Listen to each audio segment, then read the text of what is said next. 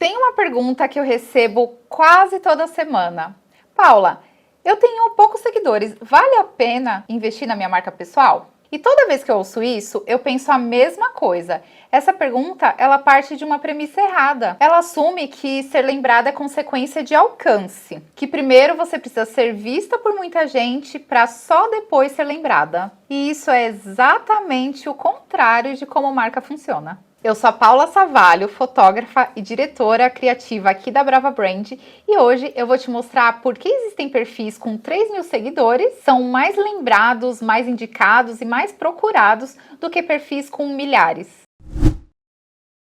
É bem comum acreditar que número é sinônimo de relevância. Mais seguidores, mais autoridade. Só que isso confunde duas coisas completamente diferentes: alcance e retenção mental. Alcance é quantas pessoas viram o seu conteúdo. Retenção mental é quantas pessoas, mesmo 3 semanas depois e num contexto completamente fora do seu perfil, pensam em você quando surge aquele problema que você resolve. São métricas diferentes, construídas por mecanismos diferentes. E a segunda é que paga as contas. Tem muitos comércios que fazem aquele conteúdo de humor que acaba viralizando, né? Rende muitas risadas, o engajamento e o alcance vão lá nas alturas. Mas, sinceramente, você acha que pessoas que super engajaram com conteúdo de humor de uma loja de colchão vão mesmo virar um lead? Provavelmente não. Ela pode até seguir a loja buscando aí assistir novos conteúdos de humor deles, só que raramente isso irá converter em uma possível compra. É como você estar em uma festa e conversar um assunto raso com 15 pessoas e no dia seguinte ninguém lembrar de você, ou invertendo o raciocínio, você tem uma conversa profunda com 5 pessoas e no dia seguinte todos lembrarão de você e daquele assunto. Marca pessoal com poucos seguidores funciona exatamente assim. Você não está competindo por volume e sim por retenção de atenção. Toda vez que alguém com poucos seguidores tenta crescer, o instinto natural ali, aquele primeiro instinto, é tentar abrir o leque o máximo possível. Acaba falando um pouco de tudo porque parece arriscado demais escolher só um assunto e afastar quem não se interessa por ele. Isso é uma lógica de sobrevivência. Quanto mais temas eu cobrir, maior a chance de agradar alguém. Só que essa lógica está invertida. O cérebro de quem consome conteúdo, ele não guarda perfis, ele guarda categorias. Quando alguém pensa, preciso resolver X, o nome que vem à cabeça é o que já está arquivado na gaveta certa. E se o seu conteúdo fica mudando de gaveta toda semana, no fim das contas ele não fica arquivado em lugar nenhum. E o pior, essa abrangência, ela não aumenta o seu alcance de verdade, mas aumenta só aquela sensação de estar produzindo. Você posta mais, fala sobre mais coisas e parece mais ativa. Mas cada conteúdo, ele compete sozinho do zero pela atenção de alguém. E ser específico é exatamente o oposto disso. Quando você repete o mesmo território, cada conteúdo novo empurra o anterior e reforça a mesma gaveta até que essa gaveta tenha um nome só, o seu. Me conta, você quer ser lembrado pelo quê? Essa é a pergunta principal que você deve se fazer. Se alguém pergunta para o seu seguidor, quem você indicaria para resolver X problema?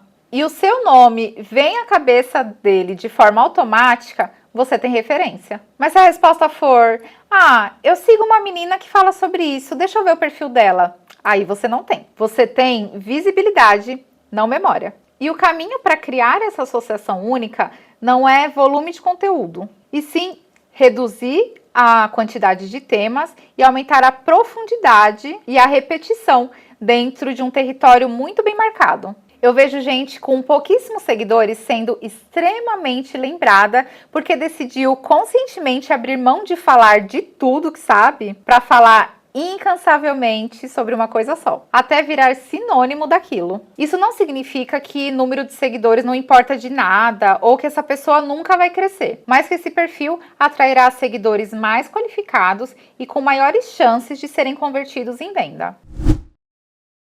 Existe um outro erro muito comum.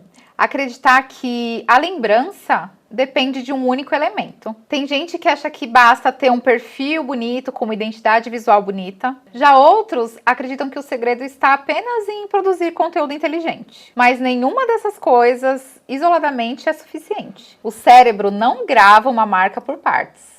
Ele grava um conjunto de sinais que aparece de forma consistente ao longo do tempo. É a forma como você fala, como explica um assunto, sua identidade visual, suas fotos, a maneira como você escreve, até os exemplos que você sempre usa e a experiência que as pessoas têm quando entram em contato com você. Tudo isso comunica. E quando esses elementos apontam todos para a mesma direção, eles começam a construir uma imagem clara na cabeça das pessoas. É justamente assim que uma marca se torna memorável. Por outro lado, quando cada ponto de contato seu ele conta uma história diferente, transmite uma mensagem diferente, a lembrança fica muito mais difícil. Se a sua comunicação passa uma ideia, mas sua identidade visual transmite outra, se suas fotos não reforçam a mensagem que você quer construir, ou se cada conteúdo parece ter sido feito por uma pessoa diferente, você obriga a sua audiência a reaprender quem você é cada vez que entra no seu perfil. E existe um princípio muito importante aqui.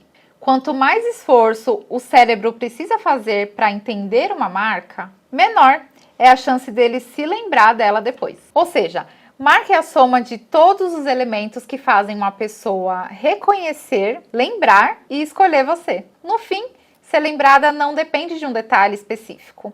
Depende da consistência de todo o conjunto. Quanto mais alinhada tiver a sua mensagem, a sua estética e a experiência que você entrega, mais fácil será ocupar um espaço na mente das pessoas. E anota isso, esse espaço ele vale mais do que milhares de seguidores que nunca vão nem lembrar de você. Existe um medo generalizado em algumas pessoas que é repetir conteúdo. Já falei disso semana passada, só que quem acompanha o seu perfil com atenção suficiente para notar que você repetiu é uma fração mínima, pequenininha da sua audiência. A verdade é que a esmagadora maioria das pessoas viu você 1, 2 vezes num período de meses. E para essas pessoas, repetição não é necessariamente uma repetição. Pode ser a primeira ou a segunda vez no máximo que ela está vendo aquilo. Isso significa que com poucos seguidores, o seu trabalho principal deve ser produzir conteúdo com repetição estratégica. Cada vídeo, cada post, cada carrossel deve ser repetido, reforçando a mesma tese central, só que por um ângulo novo. Isso constrói uma coisa muito importante: reconhecimento. Chega um momento em que a pessoa acaba te vendo ali pela 3ª vez e pensa: ah, é aquela que fala sobre isso, mesmo sem lembrar de nenhum post específico. E existe uma vantagem em ter poucos seguidores que quase ninguém enxerga como uma vantagem. Você ainda consegue responder todo mundo. Às vezes você consegue até lembrar o nome daquela pessoa ou uma coisa que ela te contou. Você tem mais facilidade em fazer com que cada pessoa que já te viu sinta que aquele conteúdo foi feito para ela. E aqui mora o ponto central.